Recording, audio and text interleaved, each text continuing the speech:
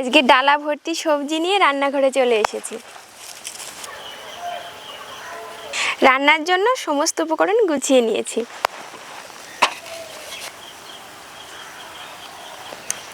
নমস্কার বন্ধুরা, রূপা kitchen with Bengali food নতুন একটা ভিডিও সবাইকে জানাই অনেক অনেক স্বাগত। আজকে রান্না করছি একদম নতুনত্ব নারকেল বাটা দিয়ে পাঁচমিশালি সবজির নিরামিষ তরকারি। নারকেল দিয়ে তো আমরা অনেক রান্নাই করি, হয়তো অনেকেই জানে না নারকেল দিয়ে সবজি রান্না করলে খেতে কতটা সুস্বাদু হয়। এটা খেতে এতটাই ভালো হয়, নিরামিষের দিনে পাতে থাকলে বাড়ির ছোট থেকে বড় মাছ মাংস খেতে চাইবে না। গোটা সবজিগুলো কেটে ধুয়ে খুব শিগগিরই ফিরছি, আপনারা কিন্তু কোথাও যাবেন না, প্রথম থেকে শেষ পর্যন্ত অবশ্যই ভিডিওটি সঙ্গে থাকবেন। সবজিগুলো কেটে পরিষ্কার করে ধুয়ে নিয়ে চলে আসলাম। যে সবজিগুলো তাড়াতাড়ি সিদ্ধ হবে সেগুলো একটু বড় করে কেটেছি, যেগুলো দেরি হবে সেগুলো একটু ছোট করে কেটেছি। বলেছিলাম 5 রকমের সবজি, টোটাল 7 রকমের সবজি হয়ে গেছে।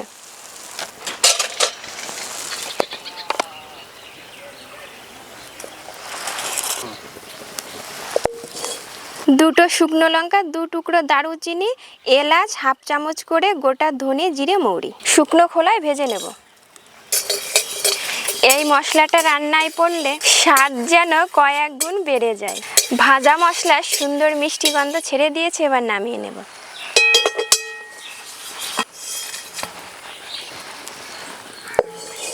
কড়াইতে সরষের তেল দিয়ে দেব, 2 চামচ মতো ঘি, চীনা বাদাম ভেজে নেব।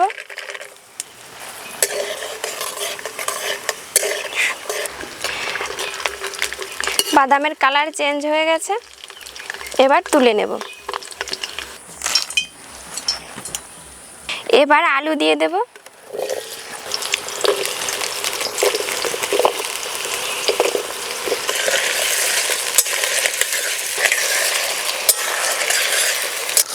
মশলা গরম থাকতে থাকতে শিলে গুঁড়ো করে নেব।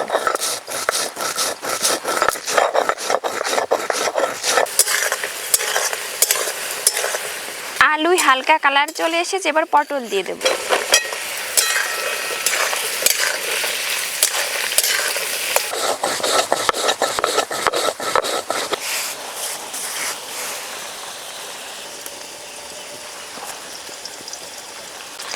চাপা দিয়ে ঢেকে রাখবো।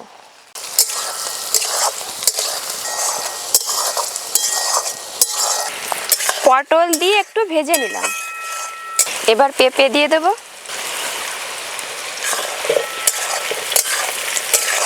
শিলে আদা বেটে নেবো, আদার পরিমাণটা একটু বেশিই লাগবে।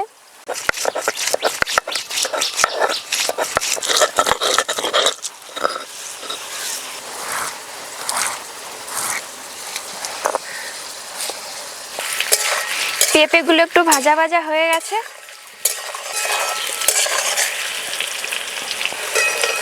এবার তুলে নেব।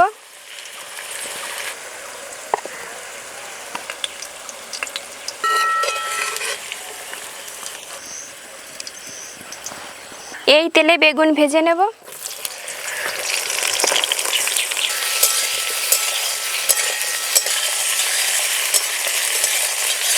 বেগুন ভাজা হতে হতে নারকেল বেটে নেব।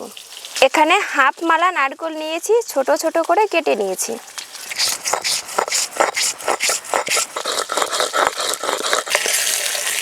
বেগুন লাল লাল করে ভেজে নিলাম, এবার তুলে নেব।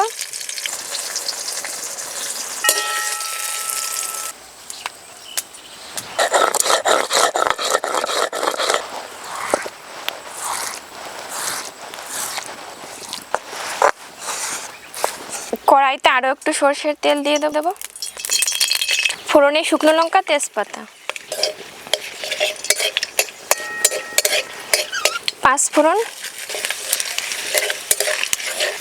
পাঁচফোড়নের মিষ্টি গন্ধ ছেড়ে দিয়েছে, এবার আদা বাটা,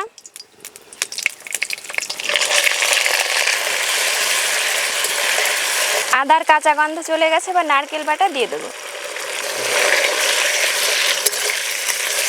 টুকরো করা নারকেল দিয়ে দেব।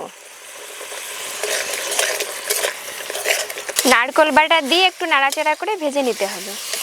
নারকেল বাটা নাড়াচাড়া করে ভেজে নিলাম, এখানে খুব বেশি ভাজতে হবে না। এবার কেটে রাখা গাজর দিয়ে দেব, নুন দিয়ে দেব, এতে করে গাজর তাড়াতাড়ি নরম হবে। গাজর একটুখানি নরম হয়ে গেলে কেটে রাখা কুমড়ো দিয়ে দেব। গাজর থেকে জল ছেড়ে দিয়েছে, একটু নরমও হয়ে গেছে। এবার কেটে রাখা কুমড়ো দিয়ে দেব, হলুদ গুঁড়ো,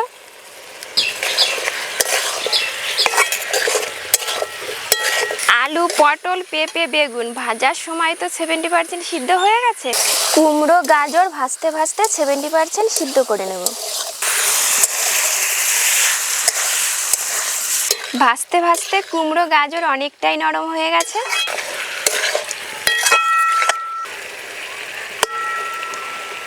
কুমড়ো অনেকটাই সিদ্ধ হয়ে গেছে, গাজরটাও সিদ্ধ হয়ে গেছে। এবার পুঁই শাকের ডাঁটা দিয়ে দেব, ঝালের জন্য চেরা কাঁচা লঙ্কা। পুঁই শাকের ডাঁটাগুলো আগে থেকেই দিলাম না, খুব বেশি সিদ্ধ হয়ে গেলে ডাঁটাগুলো খেতে ভালো লাগবে না। পুঁই শাকের ডাঁটা দিয়ে একটু নাড়াচাড়া করে নিলাম। ভেজে রাখা আলু, পটল, পেঁপে দিয়ে দেব। গাজর ভাজার সময় একটু নুন দিয়েছিলাম, আবারও অল্প করে একটু নুন দিয়ে দেব। একটু চিনি, বাদাম ভেজে রেখেছিলাম দিয়ে দেব।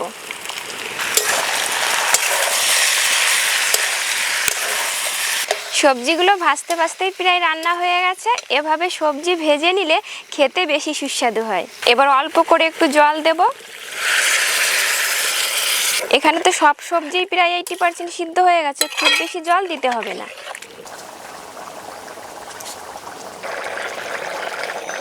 জল দেওয়ার পরে 3 মিনিট জাল করেছি, ফুটতে শুরু করেছে। এখনও সবজি দেওয়া বাকি, ভাজা বেগুন, পুঁই শাকের পাতা।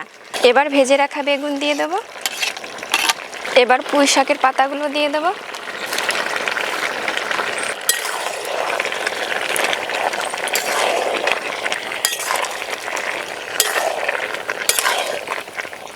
এবার চাপা দিয়ে ঢেকে দেব।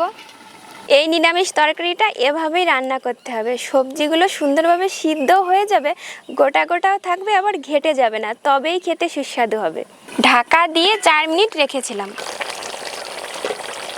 ভাজা মশলা ঢেকে রেখেছিলাম, এবার দিয়ে দেবো। এটা দেওয়ার পরেই যেন রান্নার স্বাদ কয়েক গুণ বাড়িয়ে দেয়।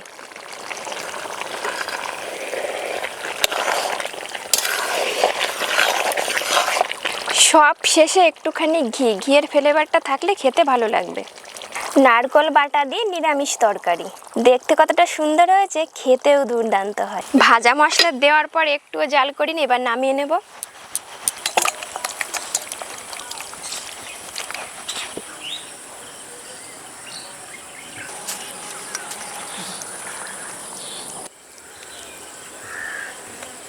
সবজিগুলো দেখুন গোটা রয়েছে, আবার সুন্দরভাবে সিদ্ধ হয়ে গেছে।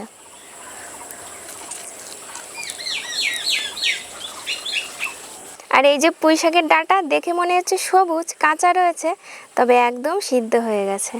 আর এই যে এক টুকরো গন্ধরাজ লেবু, এর সঙ্গে খেতে যেন আলাদাই স্বাদ।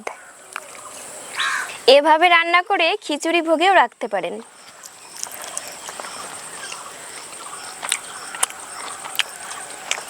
গন্ধরাজ লেবুর সুবাসে খেতে যেন আরো ভালো লাগছে। এটা খেতে এতটাই সুস্বাদু, নিরামিষের দিনে এটা পাতে থাকলে মাছ মাংসের কথা মনেও পড়বে না। এভাবে রান্না করে খেলে বুঝতে পারবেন খেতে কতটা সুস্বাদু হয়। খেয়ে যদি ভালো লাগে অবশ্যই কমেন্ট করে জানাবেন। আজ তবে এখানেই শেষ করছি, আবার দেখা হবে নতুন ভিডিও নতুন রেসিপি নিয়ে। ততক্ষণ ভালো থাকবেন, অনেক অনেক সুস্থ থাকবেন।